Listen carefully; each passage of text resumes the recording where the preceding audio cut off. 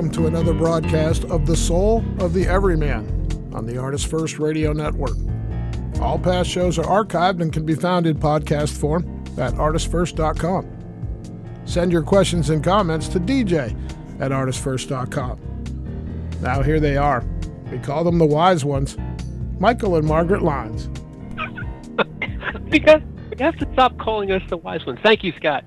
We are Michael and Margaret Lyons. And he's Michael. Michael. Oh, that was good. Yeah. And now I sound like a mental patient. Anyway, and welcome to the Soul of Everyman. And tonight, you folks are bringing us down. We're going to talk about negativity tonight. And you folks would never bring us down, but I think we, Margaret, we all know, or we've been, at some point in our life exposed to people who bring you down, who are toxic, and sometimes, you can't just avoid those people. They're your boss, or they're your relatives, or they're people who you almost are not necessarily forced to be in a relationship with, but you're forced to have to deal with them. You can't just, case in point. We used to have the store, and we used to have, a lot of people who would come all the time. And most of those people, I'm going to say, 9 out of 10, 90% of those people were great, or they were just, there to be normal, customary type people. And then there were the ones who were there, to use us as their local psychotherapy board, or their whipping boys, or just to, kind of vent their sort of negativity on the world, and they could find somebody who you couldn't just walk away. You couldn't say, well, got to deal with you. But it's not just that. I mean, you can have people with whom you have some sort of, dependent relationship, or they're dependent upon you, or you have a financial relationship, or you have, as we mentioned before, you either work for them or they work for you. You can have people who work for you who are so negative and down, and yet you can't necessarily, arbitrarily get rid of them. You would like to get rid of them, but you'd like to. I think in many cases it's more of this kind of a relationship of dependency, or a relationship of co-equals, or at least associates, where one of the people is sort of the negative Nelly, or the downer Dan, or whatever, pick a name, who's always talking trash, or gossiping, complaining, or complaining to you about others, and that they're also complaining about you to someone else, because that's their thing. They kind of get off. Right, they get off on finding out whatever is going on in someone's life, and then using that as their kind of vicarious conversation, and also opining and judging. And so you have these people in the environment, and the other part of this is when you actually do have a sort of some people say, well, I'm a magnet for bad relationships, for toxic people. Every guy or every girl that I go with always has these same kind of sort of negative attributes. Negative tendencies. And sometimes it has to do with the way you're presenting yourself. You can be someone who attracts those who are looking for someone they can abuse, or looking for someone that they can take advantage of, or who will enable them.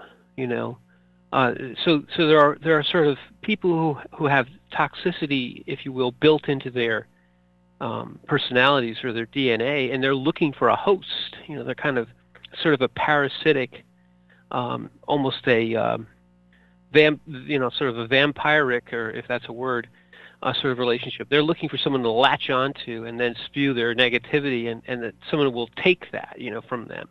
Yeah, that's a parasitic relationship.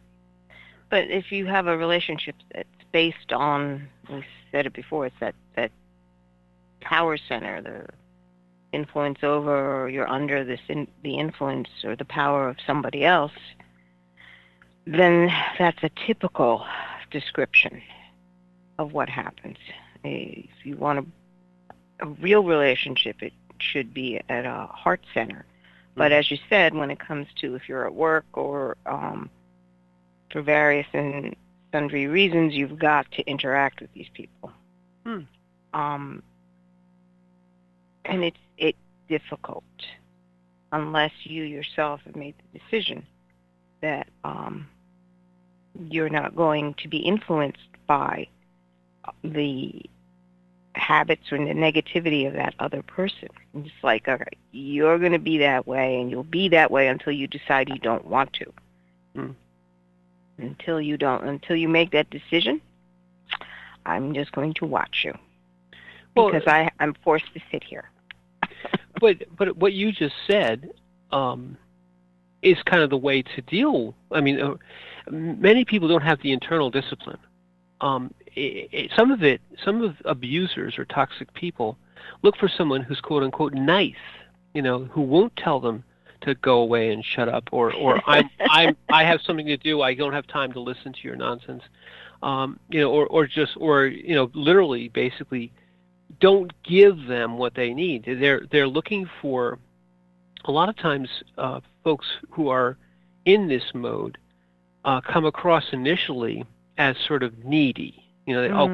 Could you help me? And a nice person will say, oh, of course I'll help you.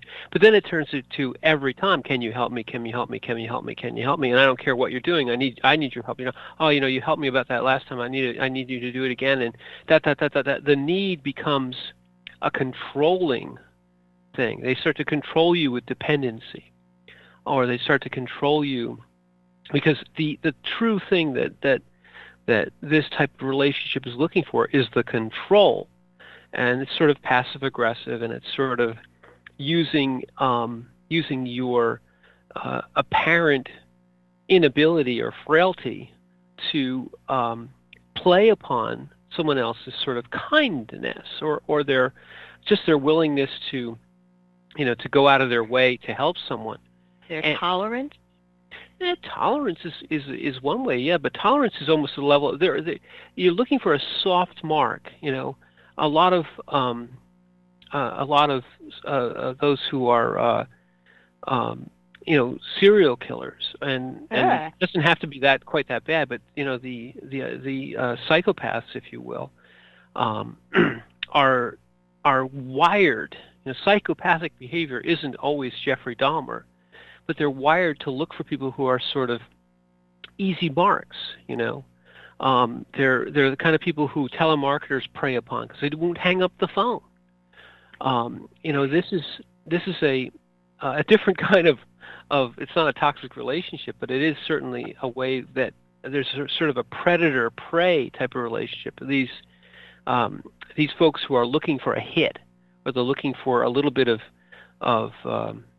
a soft spot to get something, and the worst of them kind of latch on and go back to the same soft spot over and over again and hollow it out as much as they can until that thing is completely used up, and then they move on.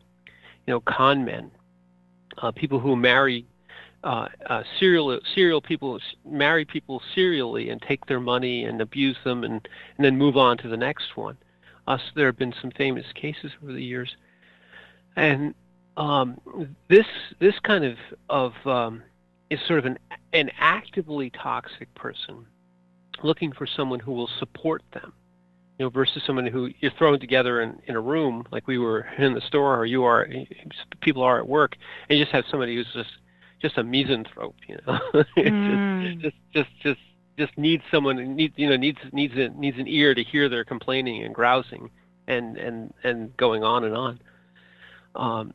So the sort of this sort of universe of toxic people can get very dark on that side, where they're really looking for victims, and they're looking for people who they can latch onto and feed off of, versus, like you were saying, more like tolerance in the other one. Well, it's just you wonder if they understand what they're doing. Mm.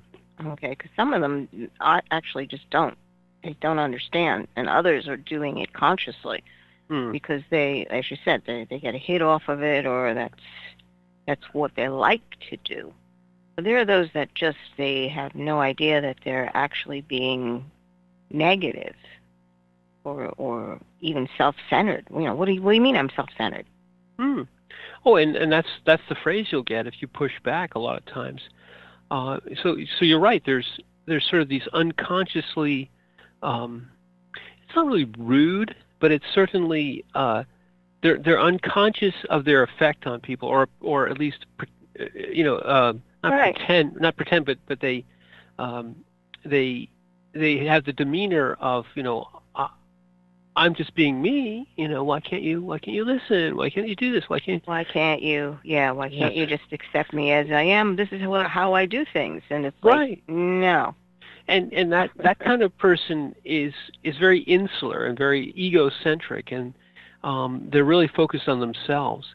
But I think you're right. There's a class, let's say on the darker side, that is they understand what they're doing, and they're doing it actively, and they're looking for prey. They're looking for people. At the worst cases is where you end up with people who are serial abusers, serial killers. Yeah, well, those are the extreme. But I'd say that tendency to want to manipulate other people is something that all people have. They want to be able to influence other people, but they don't understand that you can cross over into manipulation. They don't understand what the difference is. They want attention. That's all they know. So unless they become really aware of the fact that their attention-seeking actions are actually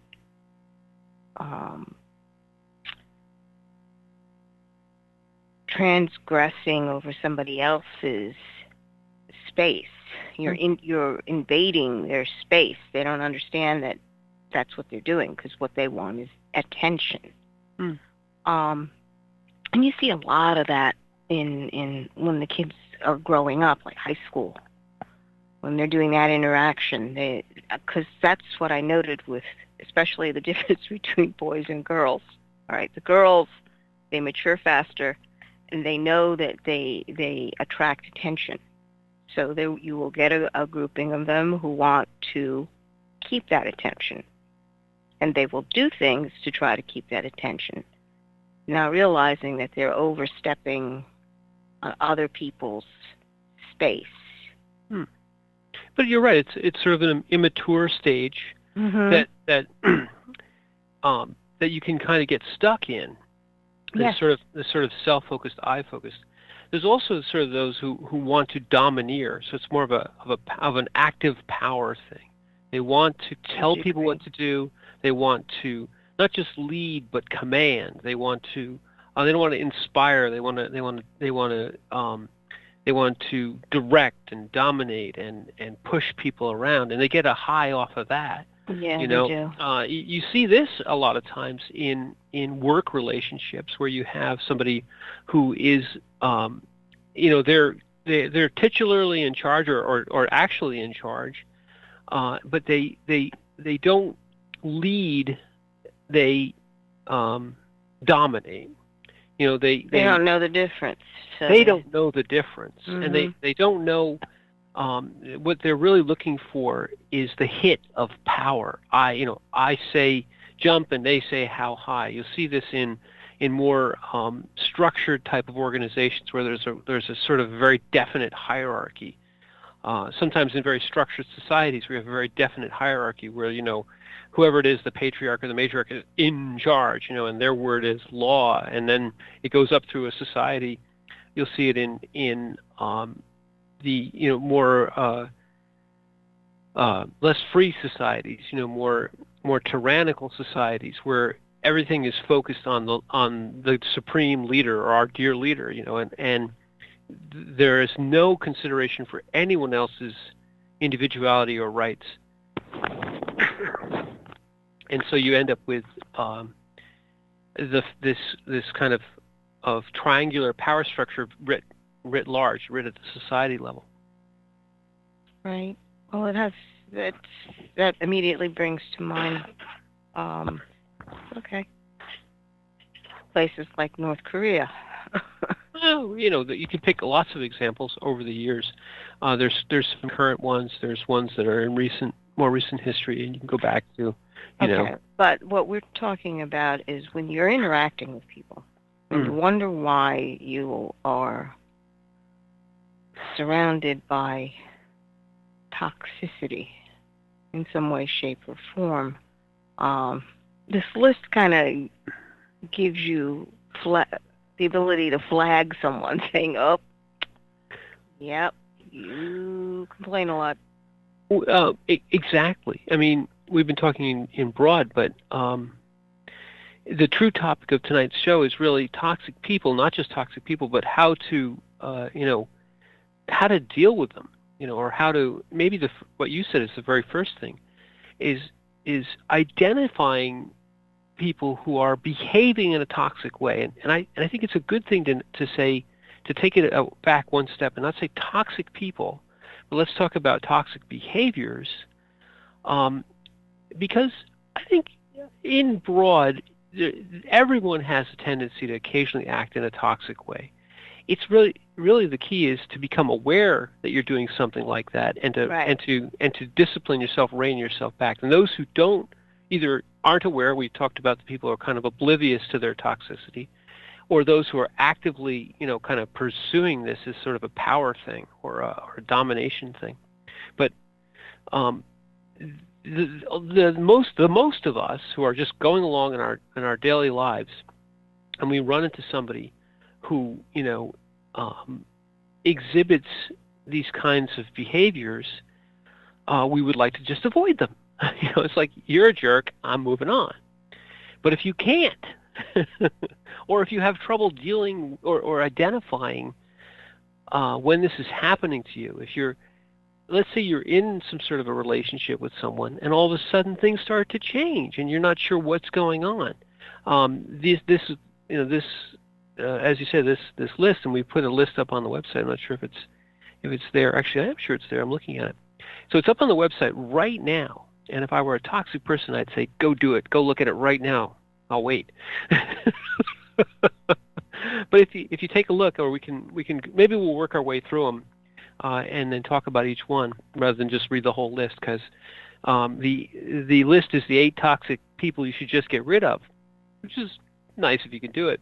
But we added the 9th one is people who make lists, because everybody hates people who make lists.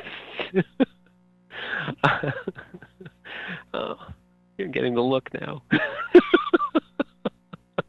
All right, I'll shut up. But you want to go through them? We'll go through them one by one, or talk about them a little bit like that. Well, we'll start with one, since there's not a not there. We start at 1. Oh, that's going back. Right, we're not going to go back there. We're not going back to New Year's.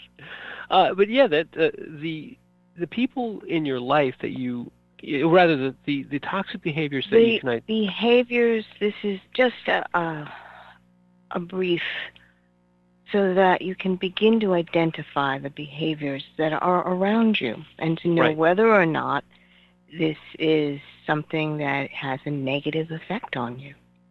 Because many times you think that this is all fine, this must be the way an interaction or a relationship is, and then you're not happy, and you're not exactly sure, or you're dissatisfied or sad, and you're not sure why. But when you go down the list, you realize that when people do a number of these things, it's draining. Absolutely. And you need to identify what it is that is draining you. Right. So the first on the list is those who spread negativity. And we do know many who, at the drop of a hat, want to tell you exactly why everything is going to go wrong, or why it's wrong. And even if you're talking about something that isn't happening that's positive or happy, they absolutely insist on bringing the negative, the don't count on that kind of attitude. And you look at them like, Yeah, I mean, these are, you could characterize them as sort of dour, always looking on the dark side. Eeyores. Oh, yeah, yes, Eeyore. It'll probably rain later. That Eeyore is a wonderful example because everyone's familiar with Winnie the Pooh and everyone's familiar with the children's book, and Eeyore is used as a way of kind of illuminating people who are negative all the time, and how they deal with them is another thing. But you're absolutely right. People, and it's the important thing, Margaret, here I think is that it's people who spread negativity, because negative things happen to all of us, and we're aware of them. But I think the thing is they get kind of a kick out of kind of popping people's balloons, or making sure that they're not really enjoying themselves because bad things are going to happen later. It's just that Eeyore as a character is truly just who he is, okay? But when it comes to humans, you can basically identify them as, when I say Eeyore, I think of a blue donkey. Yes. And Eeyore is sort of clinically depressed. Yes. But my point being is this is he's not trying to manipulate people. This is just an expression of who he is. And when you find someone like that, you do what Winnie does. Yes. and understand that that's mostly his nature. But when a person decides to consciously want to pick all the negative things out because that's the only thing they can talk about. Right. And they feel powerful talking about the negative. Right. And this is my point, to identify the fact that they are choosing to speak this way. Why? Because somebody else is going to listen to them and they can talk endlessly about the negative. Right. And you sit there and you go, well, when has it become an art form to speak about negative constantly? It's like it's much better for everyone involved to be able to learn how to make speaking positive or truly heart speaking an art form. Well, you say an art form, but I think you had it also before, is they feel powerful and people will pay attention to me when I speak of the negative. As human beings, the negative concerns us more than the positive, in the sense of concerning us. If we think we're under threat, we pay attention. If everything's sort of nice and idyllic, we're like, well, it's nice, I can relax. So people get a hit out of yanking. They kind of get this sky is falling or crying wolf or something bad is about to happen. Pay attention to me. And so that's it can be a good thing if you're warning or truly sounding an alarm. That's the thing. If it is something that is truly relevant and you're going to be saving somebody because of what you're saying, then yes. But to just constantly bring up this negative, and it's interesting because what they're doing is they bring up the negative, and all they want is an agreement. And it doesn't even have to be a full conversational agreement. It's just an affirmative noise, like and then they will continue to go on and on and on. And they think they're having a conversation. Well, and I think you that's true, and you also run into people who, for whom the negative is their only way of having a conversation.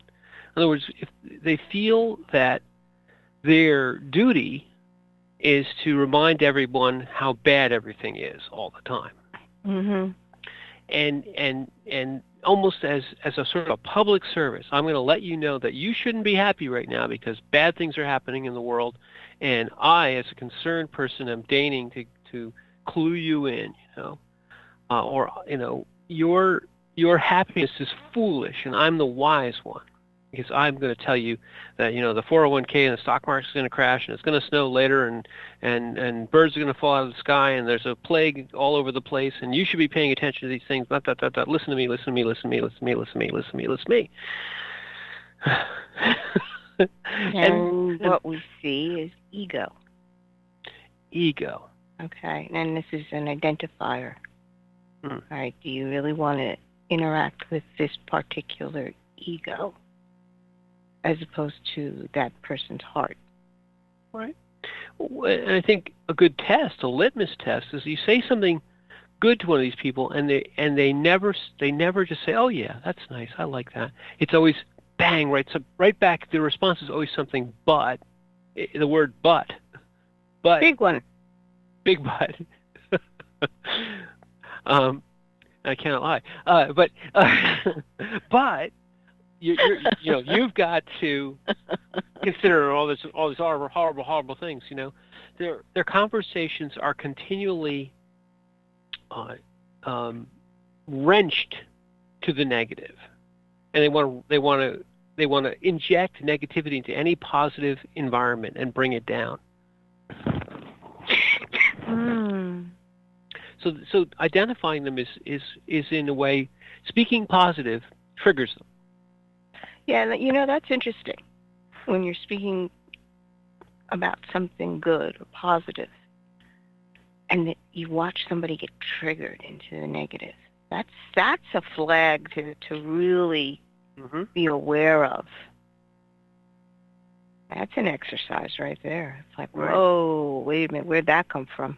Right, and so since we're arming ourselves to root this out, whether we have to get rid of these people or not, or just deal with them, is when you speak positive, if you find someone who instantly speaks negative, or all their speech is in essence centered around the negative, and removing happiness from everyone else.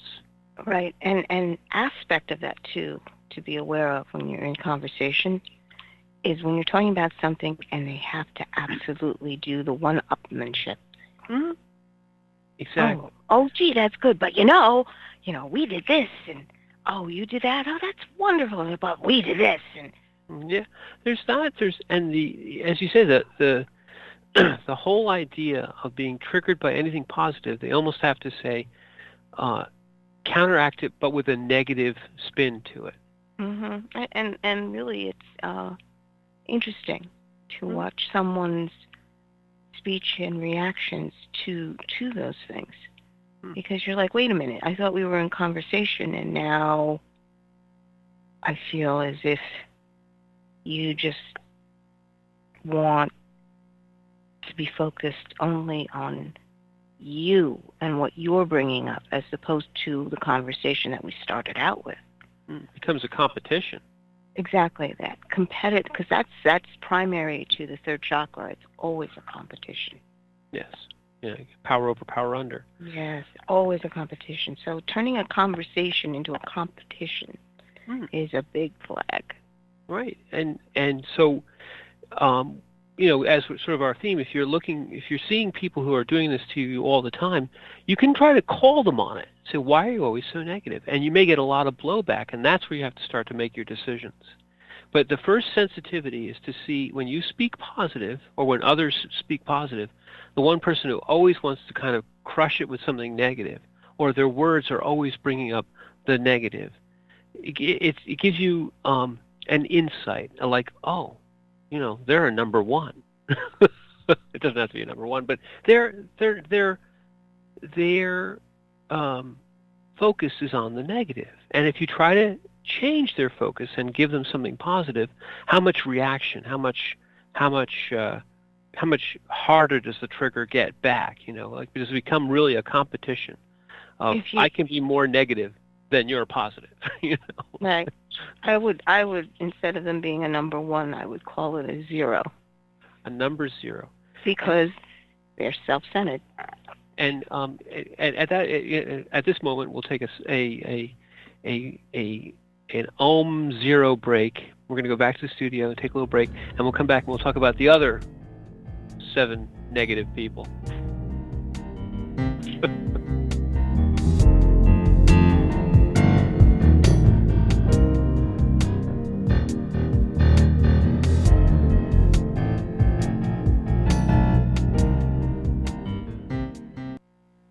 wait is over. First Blood, Book 2 of the Blood series is out.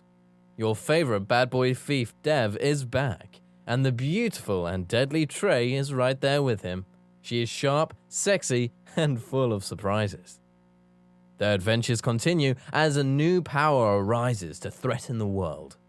The heart of creation is under attack, and time is definitely not on their side as they battle against their enemies' undead hordes. Can they unlock the hidden power that can defeat him, or will his forces draw first blood?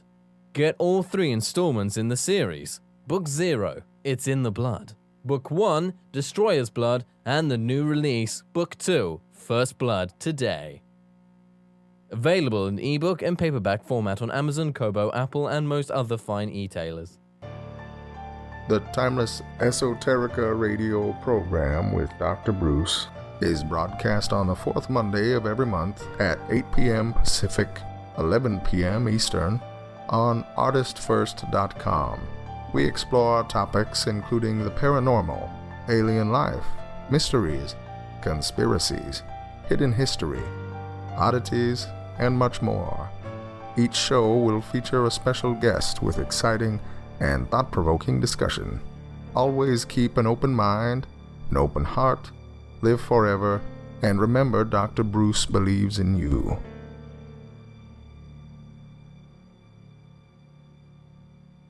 Rick Riordan fans, love mythology with plenty of action and humor? Destroyer's Blood is for you.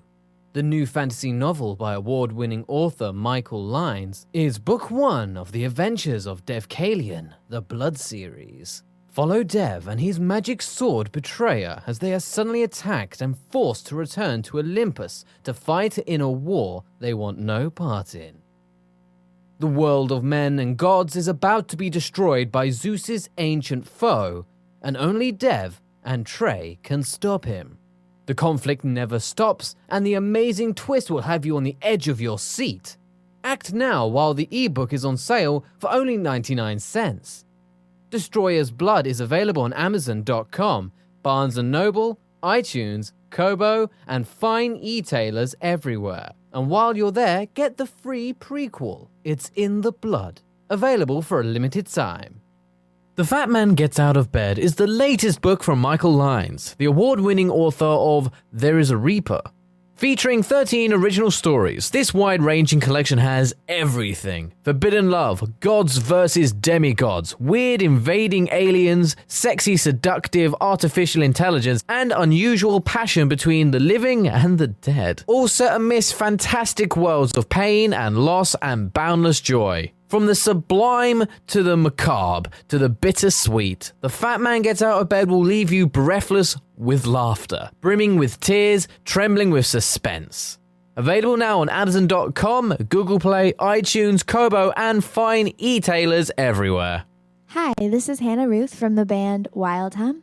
Check out our new Americana Soul CD, Wild Hum, at our website, wildhum.music.com. And you are listening to the ArtistFirst Radio Network. Thank you.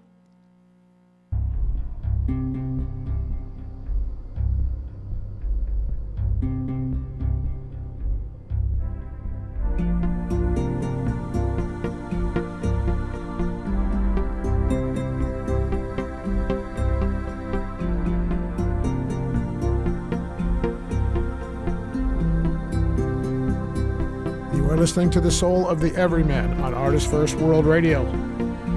Back to Michael and Margaret Lynes. Thank you very much, Z-Man. We are back, and you folks are bringing us down. No, you're not. No, you guys are lifting us up, and we're very happy about it. But tonight we've been talking about really about toxicity and about people who you run into in life, or sometimes who run into you, who are sort of toxic, and the behaviors that they exhibit, and really we started with trying to identify some of these folks, and we have a list. We have this wonderful list up on the website. If you guys haven't looked at it already, please do. And we're up to number 2, and when I think of toxic people, I often think of number 2. Oh my. So go. Uh-huh. You're up.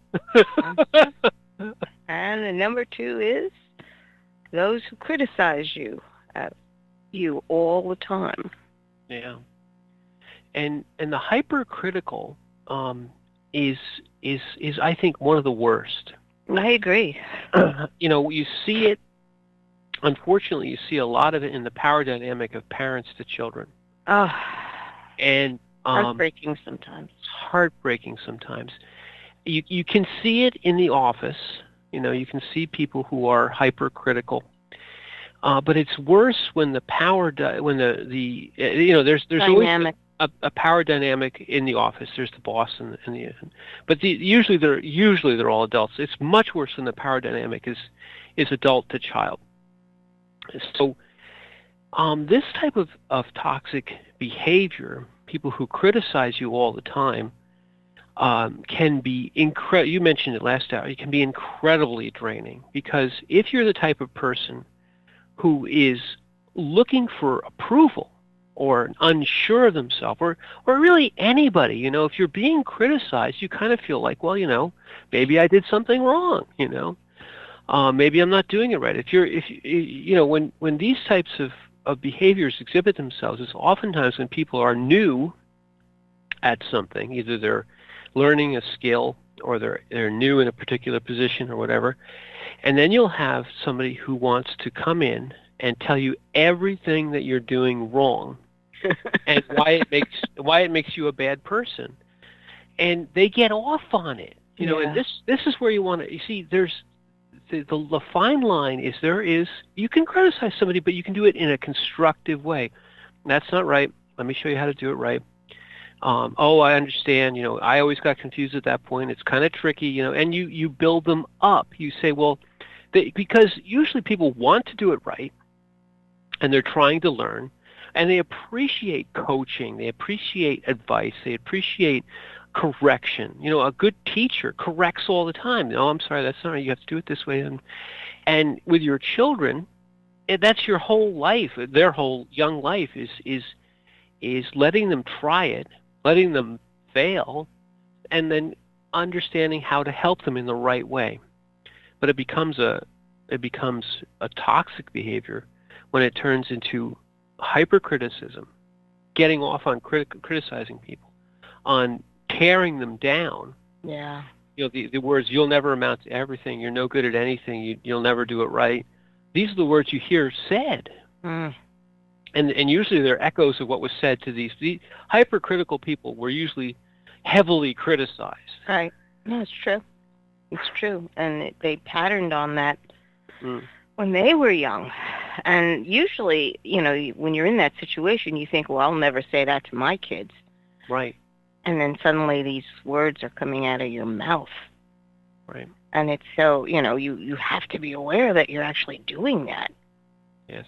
Because it was an automatic, that just popped right out, and you looked at it like, where did that come from? It's insidious. It's insidious because it got passed down from one to the other. And to me, it's one of those where becoming aware that you're actually doing that, again, is the first step. It's like, really, do you remember what it was like when your mom or your dad said that to you? How awful you felt? That's the other side, but it's very true. If you are a hypercritical person, you want to be introspective and try and. But if someone, the trigger here to figure out that somebody is a hypercritical person is that no matter what you do under whatever circumstances, you're wrong, and they're there to make sure that you're wrong, and that you'll never do it right. And it's it's two things. It gives them this power hit because they're the ones in charge. And it's also this, you're always going to be there for me to correct.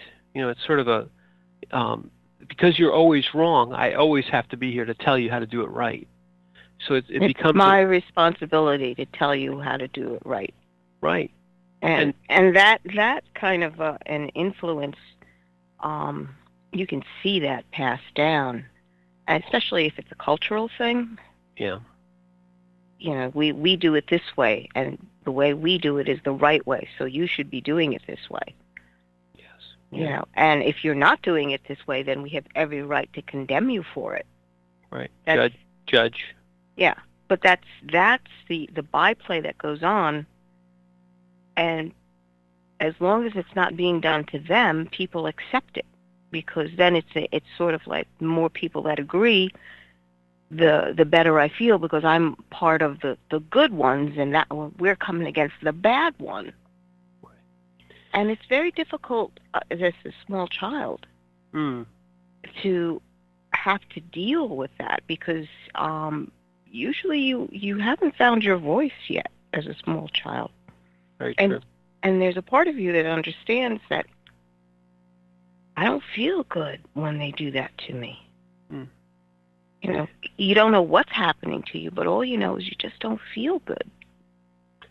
I mean, this is it can be among the most heinous type of toxic behavior, because the power dichotomy is so great. But you'll see it even in people who are not related, and people who, in fact, are in a relationship which is, it's more of a peer relationship. You can have people in your workplace or in your environment that are always critical. Nothing is ever done right. You see it in a peer relationship where you'll do something. You stack the books up, and they come in, they unstack all the books and restack. You didn't do it right. You don't know how to stack those books. Or you don't know how, whatever it is. I always have to do double work because you never have to do it right, and I always have to. Why do I always do all the work around here? Exactly. So this kind of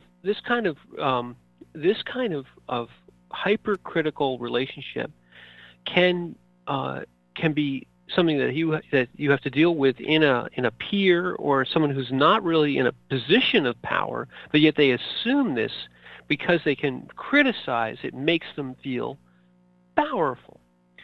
So the tell here is that there is no, you stand back and you say, okay, well, now show me how to do it right. I would like to know how to do it right. Can you tell me how to do it right? And they can't tell you how to do it right, because that breaks it. If you ever do exactly what they tell you to do, then they can't criticize, and they have to criticize themselves. So okay, well, you tell me exactly how you want it done is the tell for this type of person. That's how you know you're dealing with somebody who doesn't want you to do it right. They just want to criticize. Mm-hmm. Mm-hmm. And at that point, if you've figured out that you're dealing with someone who has no, because they come in as, oh, well, let me show you how to do it right, because in essence trying to advise or be helpful, but really what they're really trying to do is dominate and be powerful and always be able to judge that you are doing it wrong and they are therefore right. Once you figure out that that's where you are, then you can at least try to mitigate that situation. If you can't push back and say, what I'm doing is perfectly okay, it's different from what you do, but it's not wrong. Right. And if you get a huge blowback from that, then you know that this is someone you have to try and push back away from. And sometimes you can't, especially when the power, with children, with child to parent, it's very, as you said, very difficult, because the child doesn't have the voice, they don't have the wherewithal. They're not in the position to even say, what I'm doing is right and what you're saying to me is wrong. But as the dynamic changes, you'll see this in toxic parent-child relationships is there's tremendous resentment as that person who was dominated becomes older. And then you have this terrible relationship which develops out of that. Well, it begins to flip, because the parent now becomes the weaker. And the child becomes the more mature one and more powerful. And you will still have the same dynamic going on. And it's like, how is it that you have a relationship that way when all you do is find fault? How about regular conversation? Does that ever happen? It's a tough one. And oftentimes relationships like that do become fractured, because they are become so rapidly toxic. Spreading negativity is something that you can kind of walk away from. When someone is actively criticizing you, there's a confrontation going on there, and they're getting off on confronting you and controlling you. So these are difficult relationships that you really do almost have to break and walk away from, because if they won't stop, there's no way to reconcile. If you're always wrong, you've got to walk away. True. And it's again, they've locked you into this box. Oh, they can't let you out either. And they can't let you out, and you're like, well, I don't need to be here, and I happen to love you dearly, but I don't fit inside the box you want me to fit in. So, just to be aware that that's happening is a major step. And then you have the ability to make a decision on whether or not you want to do something about it or walk away. Well, the third one is those who waste your time. That would be not us. We are not wasting your time. This one is more similar in my mind to the spreading negativity, because folks who want to waste your time, can you help me? Could you do this for me? I couldn't, I can't do this. Can you explain that again? Could you? Oh yeah, I forgot. Oh, I'm so sorry. I meant to do it that way. Could you do it? This kind of constant sort of drone of passive aggressive behavior is those who waste your time. They're really looking for the you're concerned about me more than you are, about you. They want you to pay attention to them. This is attention-seeking behavior. And your time means nothing to them. So it's also this sort of ego-centered, they're focused on making sure that their concerns are as important to you as their concerns are to them. And yours aren't important to you at all. So whatever you're doing, and you see this often in work relationships, whatever you're doing means nothing. If you're busy, focused, concentrating, reading, doing anything at all, this type of toxic behavior is pay attention to me. I need you. I have a problem. I need you to help me. I need you to stop what you're doing and help me. It certainly has its roots in their early life. When you are sort of unable to do things and you do need help, or if you have an infirmity, but it becomes toxic when you use your infirmity or this sort of idea that I need help to suck attention and time away from those around you. And when one person won't help you, you just go to the next one, and you do nothing for yourself. It's always I don't know how to do it. Oh, I can't. Oh, it's so heavy. This kind of constant sort of whine. The whine. The whine. Yeah. Well, that's the people that waste your time are also the ones that it's again you think back to when we were in the store. Oh God. And they just had to come in because they have to talk to you because they need a hit. And you're sitting there going, I'm doing something here.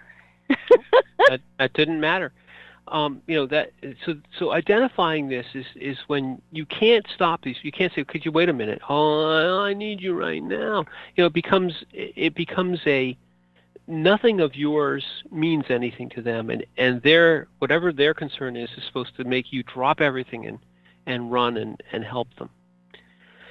Once you identify this person, you have to be direct with them. You say, I'm busy, I can't help you now. And you'll get one of two reactions. Either they'll pout, or they'll just literally walk away from you and find someone else to suck off of. Because if you cut that off, they're not looking to try and force you to do anything. They just want another soft touch.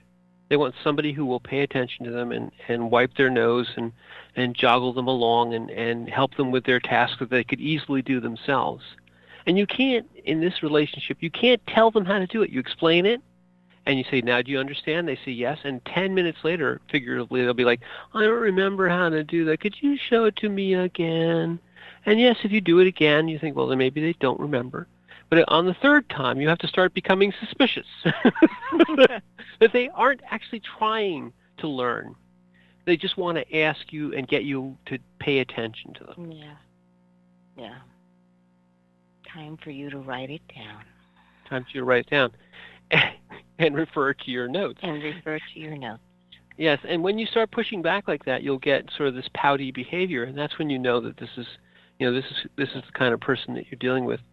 We have to run along because we're going to run out of time. We're not going to waste your time. So number 4 here is those who are jealous. Now, there are 2 emotions when you have a strong relationship with somebody. There is a very protective mode of the relationship. You don't want someone else to have this same closeness that you have with this person. You commit to each other. But jealousy is the antithesis of that. Right. Because in a jealous relationship, you imagine, you make up transgressions. You look for the other person to be and imagine they're being unfaithful. Imagine that they're not paying attention, dividing their attention, and then you react with rage and anger and accusation, and your focus is on domination and on constant accusation and keeping them in a state of fear, and in essence, constantly calling them unfaithful, constantly calling them, making them out to be the person who's ruining the relationship by encouraging others to divide the couple apart. So jealousy is poison. Jealousy is many times domestic disputes and violence, and sometimes even injury or death, are caused by people who initially start out as sort of possessive, jealous relationships. Let me see if I can remember. Which is the seven deadly sins? Is it jealousy or envy? There's pride, envy, gluttony, anger. Wait, so it's envy then? I believe it's envy, but I think they envy and jealousy, I believe, are called the same thing, aren't they? I don't think so. There is a distinction between the two, and the envy, or is it jealousy? See, that's the thing. One of them will lead you into almost selling your soul because of that emotion, that sin. I'm going to have to look that up again. We're going to do a show on the 7 deadly sins soon. Be prepared. But jealousy is interesting because we always used to say that person has green eyes. Yes. And it means that they're always seeing things around them through the filter of that acid green. It's always it's very, very you want toxic. Whenever it's depicted, it's always this acid green. and I think, interestingly enough, the way these are ordered is jealousy and is again about power, and it's about power over another, and power in this case through accusation and false. This sort of making the other to be the person who is being unfaithful. This false accusation of infidelity, and then therefore working that into rage and working that into incredibly possessive behavior. So unfortunately, many relationships have a component of jealousy, and it's never a good component. You say you do want to have an exclusive or a relationship where you give all of yourself to the other person and they give all themselves to you, and it's a a relationship of equals. Well, jealousy is never about equals. Jealousy is about sort of a master-slave kind of relationship. Right. So if you detect someone who's possessive and jealous, and then therefore then accuses you of infidelity, these are instant triggers. Many relationships which become abusive start out as jealousy or possessiveness. Right. And these, if you see someone becoming overly possessive and jealous and then falsely accusing, it's time to pull the alarm bells and start to get out of that one quick. No, it turns out that's what envy is. Envy is wanting, it's having that intense desire to have what someone else possesses, and you'll do anything to get it. That's the one that is listed as the 7 deadly sins, envy. Jealousy is the feeling of, I want you to like it, but you're not going to try to destroy somebody to do that. So it's an intensity thing, but jealousy should be a flag. It is. And hyper-possessiveness is a flag. And then accusation of infidelity and sort of twisting.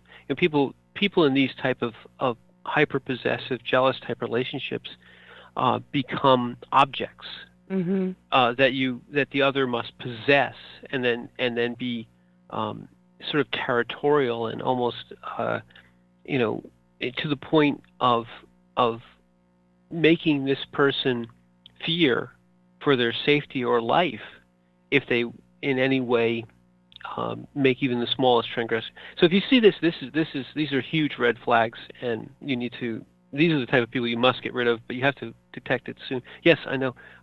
We're running out of time. Where are we right now? We're near the end. No, seriously. I mean, we're only up to number 5. We may have to go to another show. We might have to go to another show because there are those who play the victim, and I think we touched on that. I think we did. Just to suffice to say that those who, if you find somebody who's always saying, "Oh, woe is me," needy victims, and those who in essence want to use their victimhood to get attention. This is a red flag. Now, those who don't care, unfortunately, well, those who don't care is a red flag, because in essence, what they're saying is, I don't care about your feelings. I don't care if you're hurt. I don't care if you're hungry. I don't care about. It's all about me. And if you find all about me behavior, where it's all focused on me, you have to care about me, but I don't have to care about you. Right. This is a huge red flag. Completely self-absorbed. And I think number 7 kind of encompasses many others, which is those who are self-centered. I think anyone who's toxic or is exhibiting toxic behaviors is exhibiting self-centered behaviors. But this is more like narcissism.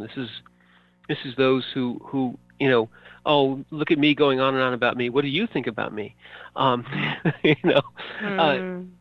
So those whose self-image and need for adulation outweighs everything else are people that you have to kind of think about whether or not you want to have a relationship with them. And the last one, and we're coming near the end, but those who keep disappointing you. Oh, that's a hard one. And this is an interesting way of putting it, because it's really those who keep breaking trust. Right. It's not disappointing. Disappointing is it's sort of not the right way of putting this. It's those with whom who have promised to do something, who have said, trust me, and then break trust. And then they want to be trusted again, and trusted again, and trusted again. And they're looking for someone to trust them so they can break the trust. Yeah. It's difficult. It's very difficult, especially when you're dealing with... And this is also where you have power gradients, right. Parent and children, where parents says, trust me, and you can't trust me. And they break trust, and that's a heartbreaker. It's a heartbreaker. And then, of course, those people you must get rid of are the people who make lists. If you see someone making a list, then you just get rid of them instantly. Don't even. They start writing things down. You're like, I'm done with you. And unfortunately, we're just about done with this. But be very, take a look at that list and be sensitive to when your heart is troubled, because all these things will trouble your heart, and all these things that trouble your heart should be red flags and make you think, what is this person trying to do to me? Yeah, what's actually happening? And we've reached the end. And I'm Margaret. And I'm Michael, and we won't waste your time. Yes, thank you for listening.